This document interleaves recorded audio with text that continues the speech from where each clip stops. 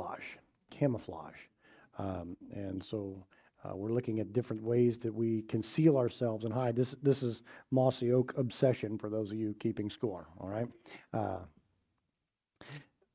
It's the time of year leading through our deer hunting season here in Missouri, and a lot of people are out wearing camouflage yesterday, including myself, to be out there today and throughout this week. Hopefully they have on their hunter orange and they're staying safe in this journey. But when I'm out bow hunting, this is the kind of thing I wear. This is actually my turkey hunting outfit. The idea is that I want to blend in. I want to conceal. I want to keep things hidden. And one day it dawned on me that there's a lot of us who live that way, that we have things that we want to keep hidden from other people, and certain people we want to keep things hidden from. And so we've been walking through that in this series. When I moved to Alaska, I was introduced to a new creature that I didn't know existed. In the tidal pools there, as there's massive low tides, you can go out and find and see these little things called decorator crabs. They are not one species, actually. There's several, but they're a crab, and what they do is they will take little pieces of coral and attach it to the outside of themselves. They'll take little pieces of shell and they'll attach it to themselves, little pieces of rock. And what they do is, as they move along the bottom, when a predator comes and they sense that there's danger, they have decorated themselves with the surrounding environment, and they just stop moving and they blend in. It's their own natural camouflage. Whenever they sense fear, to blend in and hide. And that's the way some of us can be. We have sinned, and so we hide from God. That's where we started last week. And sometimes we just hide from other people because we don't want them to know things, mainly because we're afraid that they will hurt us. We're going to explore that today from a passage in the Old Testament, Psalm chapter 34.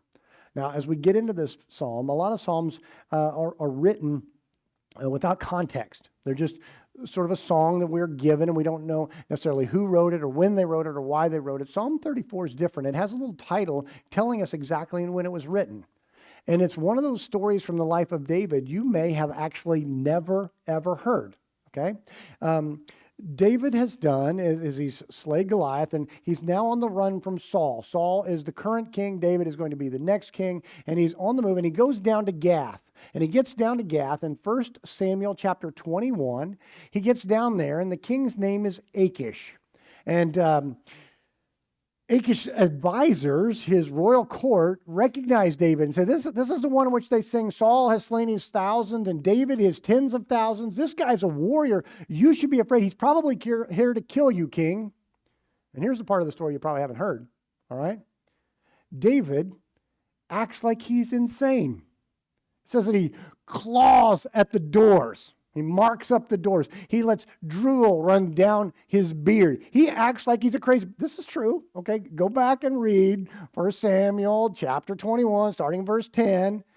David acts like he's crazy. There's this great line. They bring him in front of Achish the king, and he goes, "Do I not have enough madmen in my own kingdom that you bring me this one?" Which is saying something about the people that he led in some different ways. And David, fleeing from that situation, sits down and he writes Psalm 34. Now, it is not a replaying of history. This is not, hey, this happened and this happened. It's more like David did was he took one idea and said, you know what? I was in a bad situation I had no control over, and God brought me deliverance from that. And he takes that one idea and writes this whole psalm. It's kind of like a movie. I'm inspired by true events, which means none of it actually happened. It was just this one little idea. That's kind of what this is. He takes this little idea and he writes this psalm. And the psalm actually has two parts. And in the second part, it's kind of broken down a bit. We're going to focus on just 3 verses. Okay? 3 verses today from Psalm chapter 34, starting with verse 17. The righteous cry out, and the Lord hears them. He delivers them from all their troubles. The Lord is close to the brokenhearted, and he saves those who are crushed in spirit. The righteous person may have many troubles, but the Lord delivers him from them all. I want to dive into this with this idea that we are hiding and we're trying to hide from the people around us. And I want to look at this in two different ways. First of all, you need to be keenly aware that some people are trying to hide from others. Some people are trying to hide from others. Now, why would they hide? Well, the number one thing that I found as I read over scholars and commentaries on this passage is they said these are people who have sinned. The reason they're brokenhearted, the reason they're contrite is because they have sin in their life. And I said, then you didn't read the passage. The passage begins verse 17, the righteous cry out. Verse 19, the righteous person. These are not people who've done something against God's will. These are people who are living right lives, trying to do the right things, and yet he gives us this painful description of their lives. Okay? Two groups of people he mentions. The first is the brokenhearted. Those whose hearts have been shattered to pieces is literally what it means. The idea is that this is an emotionally painful experience, and I'm going to give you this little tag, usually to someone I care about. Okay? Being brokenhearted. The time we are the most brokenhearted is not when we suffer. It's when people we love and care about go through difficult seasons and have sickness and have to receive treatment and pain. I was once talking to a former military man. He said, here's the thing. He said, you can do anything you want to me. He said, but don't touch my wife or my children. I can handle anything except something happening to them. Because when it happens to them, it breaks you apart. You have no control. And he says there's brokenhearted. And secondly, there's these who are crushed in spirit. This is a different group of people. I'm going to label them as people who have suffered trauma. Okay, let me give you a little bit of a definition of trauma. Trauma is an emotional response to a terrible experience. An emotional response to a terrible experience. And this can be a one-time thing. You know, one time you went through something that was trauma, or it can be an ongoing thing. It's this idea that I've suffered something and I have to work through it. David gives a different label here. A couple times he says the word troubles. They're filled with troubles. Some translation put that as afflictions.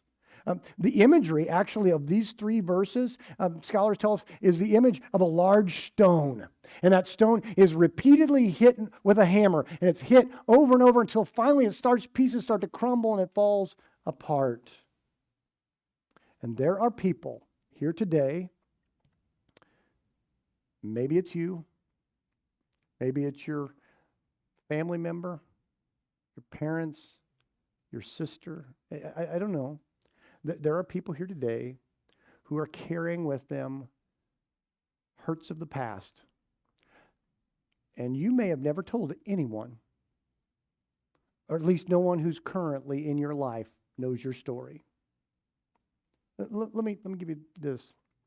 Best research I could find. From 2018, that was the most current numbers I could come across, social services was called in the United States 3,500,000 times. That's a rough estimate. There was a few more of that, but roughly 3,500,000 times social services was called. Of that, 678,000 cases of neglect, abuse, or both. I hope that you let that sink in for a minute. 678,000 cases in 1 year of young people neglected, abused, or both. And here's what you need to hear. You don't grow up and that just goes away. You don't become an adult and turn 18 and all that past is just, I'm over that now. You carry those scars with you for a lifetime. It is how you interact with people. It shapes and molds everything that you do. And the church has to recognize this because some of you have been hiding it for years and years and years. Esther Fleece told her story to I Am Second. She told her story. She was raised with an abusive father. It was hard to gather from the story whether her mother was involved in or at least complicit. She didn't do anything about it. Finally, she was able to escape into foster care. Her dad came after her. Then they had to secretly move her away, so he had no idea where she was. But she got into a loving family, and things started looking up. She graduated high school, graduated college, became incredibly successful. She said, the night it all came crashing down, I was speaking to a group of women about business professionals and putting their life together to be successful. And I walked off the stage and I picked up my phone, and on it said, your dad is out of jail and he's searching for you. It's a risk. She said, in that moment,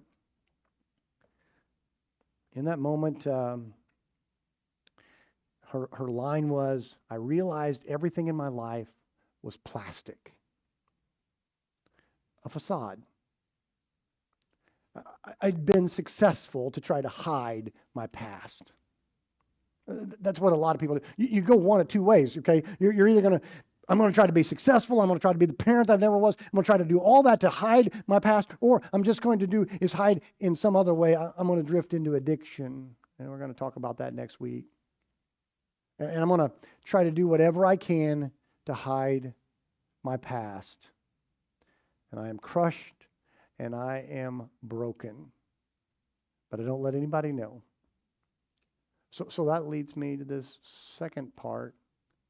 In this passage, David points us to the God who is near.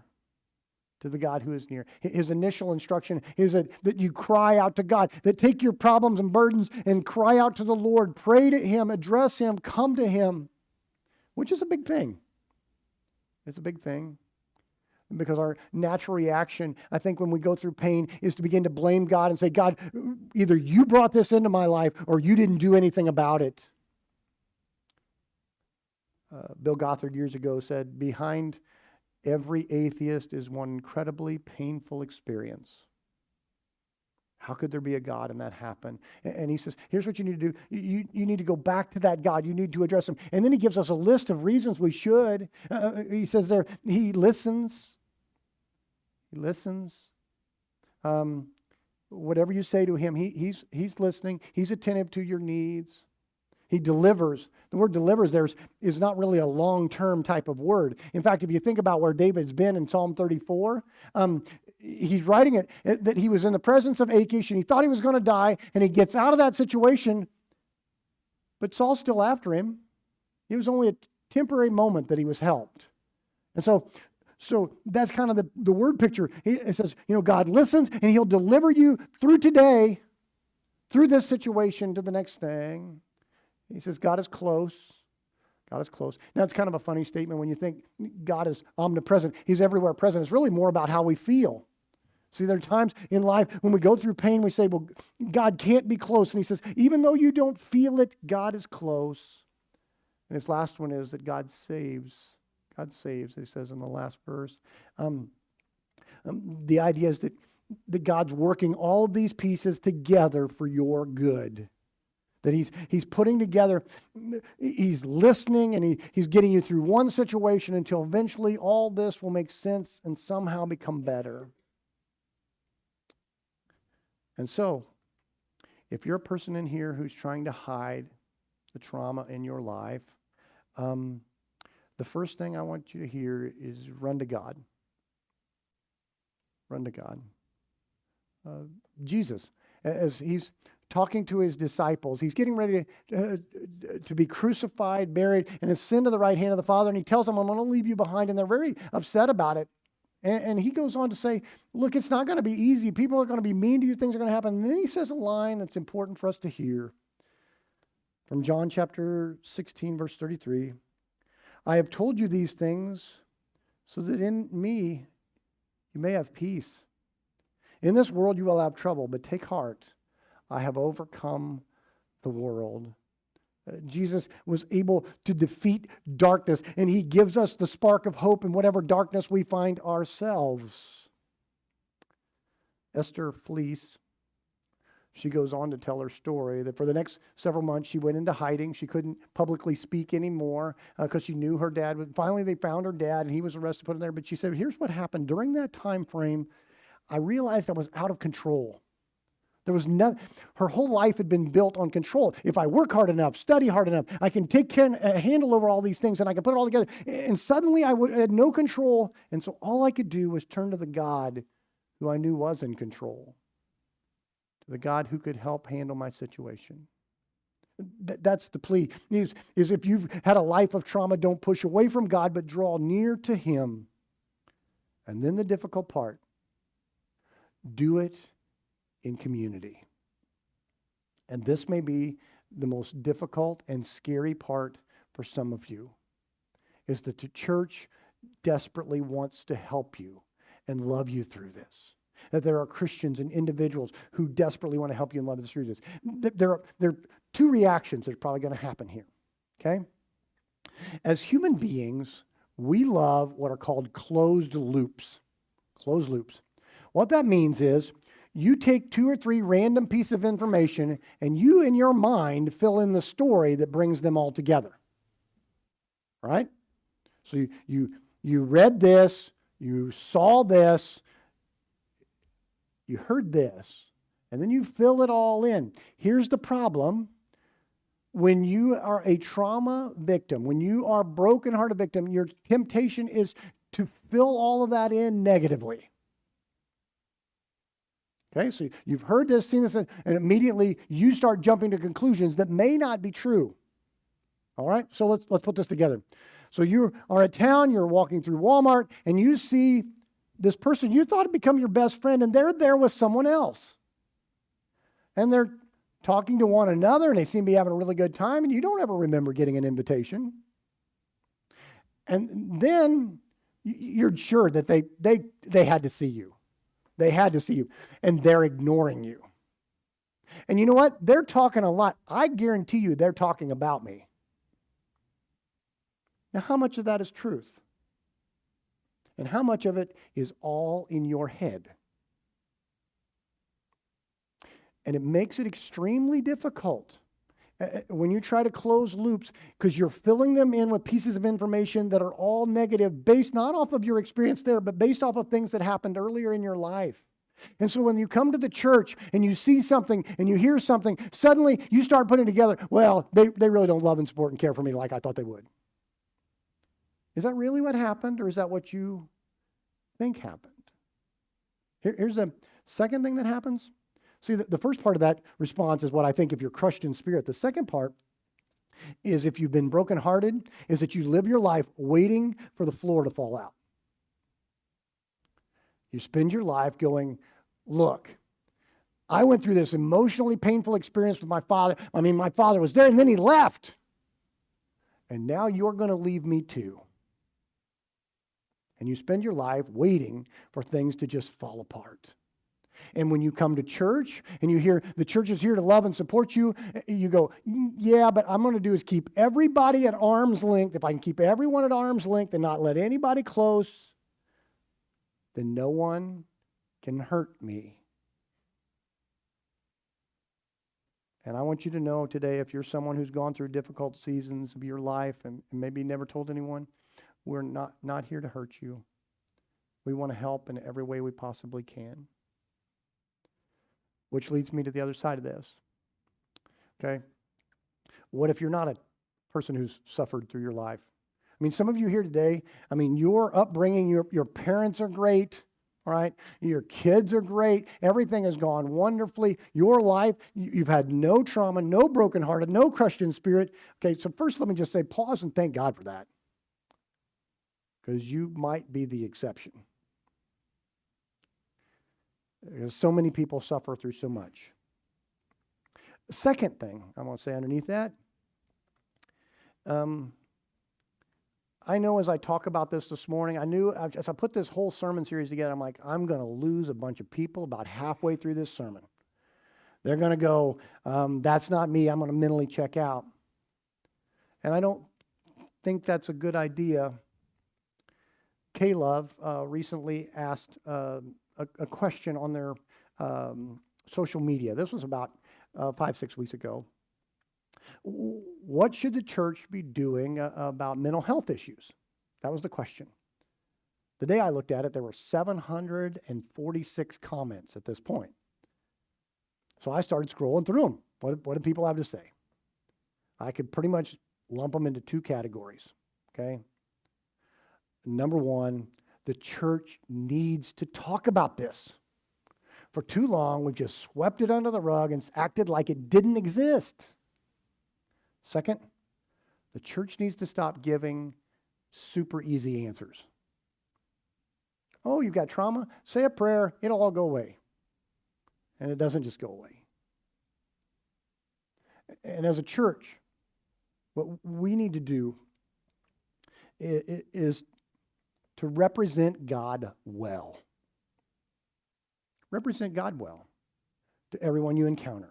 And this is, again, where it gets really difficult, because here's what happens. You see this person, they come to church, and you know you want to help them. You know that you can be a vital part of their life. Maybe you've got some kind of connection, and the whole time they're pushing you away. See, what happens is your brain gets rewired, in a sense, from connection to protection.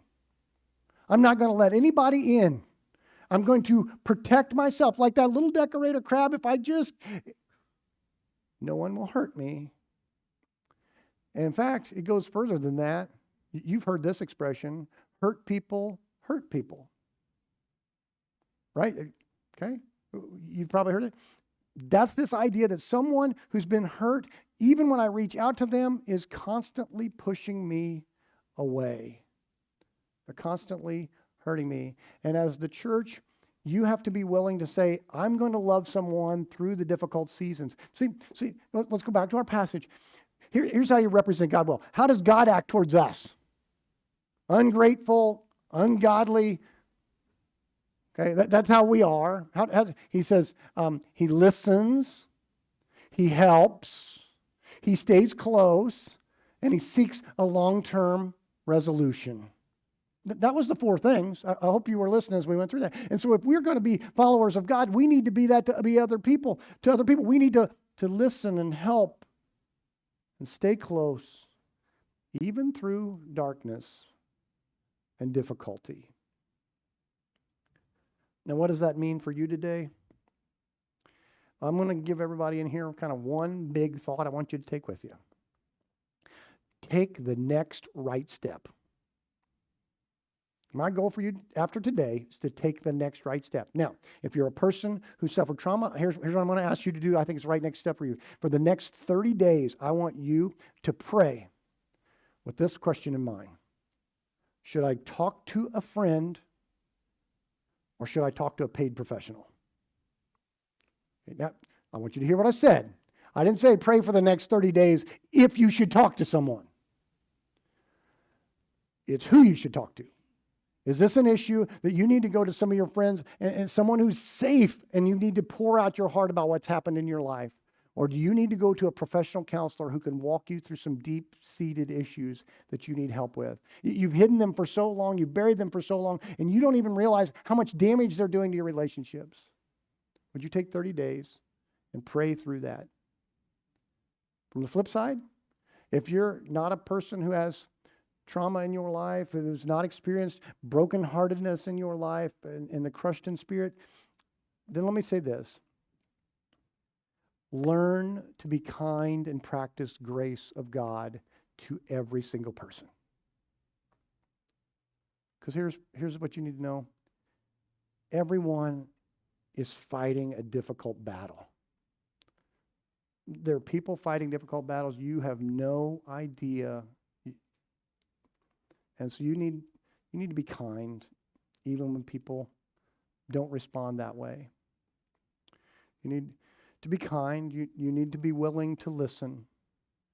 Take this seriously today. When someone begins to talk to you about the issues of their past in their life, listen, engage. They're trying to open up to you. That's what you need to do. And last, would you spend the next 30 days praying for the people in our church here who are struggling? See, here's the deal.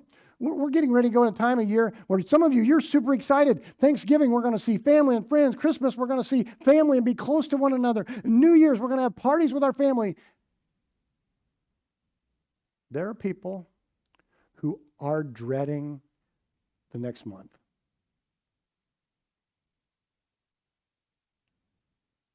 It's going to put them in some awkward positions, terrible conversations, and a lot of emotional turmoil.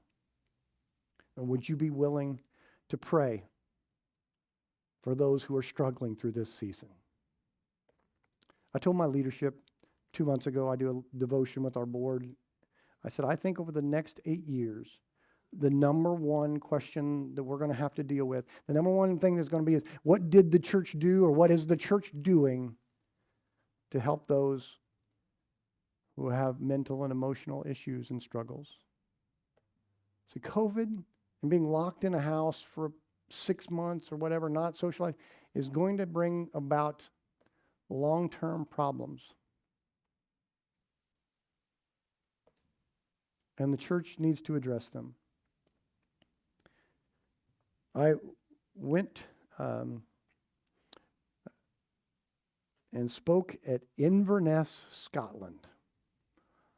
Inverness Christian Church. I was traveling through, I was a college student, and they asked me to preach. I did what any good college student does when asked to preach. I plagiarized. All right? There's a little book called My Heart Christ's Home by Robert Munger, and I said, I'm going to turn that into a sermon. All right? And that's what I did. It's about giving each part of your life over to God. When I was done, there were about 25 people there, and I noticed they kind of some of them started huddling up and together, and some people were crying over here, and I thought, well, it was not that bad, okay? I kind of asked the missionary about it. He said, we'll talk about it later. And that afternoon we were at the house. I said, tell me what was going on today. I said, because that was not the normal response that I have. And he said, let me tell you the story. A couple of months ago, Jim was the missionary and the main preacher. He got really sick on Saturday night and wasn't able to speak. And so they had no one to fill in on such short notice. So Jean said, I'll stand up and speak. And that night she didn't have time to write a sermon. She said, I'll just share my personal testimony. And her personal testimony was about being raised in an abusive family, turning to alcohol addiction, finally reaching rock bottom when she found Jesus, starting to rebuild her life when she met Jim, and they ended up going to Bible college together and quickly graduating and then becoming missionaries. And that her life made sense now. She said, what I wasn't expecting is after I was done that day, people come up and caught me and started telling me their story. And that week, so over the course of a week, every woman in that congregation got a hold of me and said, your story is my story. See, Scotland, northern Scotland, there's long months of darkness and the evil that comes with it. And she said, I found out that everyone in our church was suffering some type of abuse or neglect as a child. She said, but something happened. She said, I saw that day that we went from just a group of people who met together as believers to being a caring community of Christ. And my hope is that this church can be a place that is a caring community of Christ to all those who've been brokenhearted and crushed in their spirit. Let's pray. Father God, you know the needs within this room. And I pray that you would put things together as only you can to bring about health and wholeness to those who are struggling.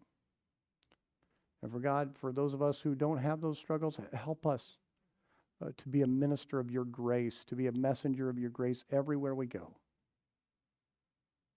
And together, we will care for one another in the name of Jesus. Amen.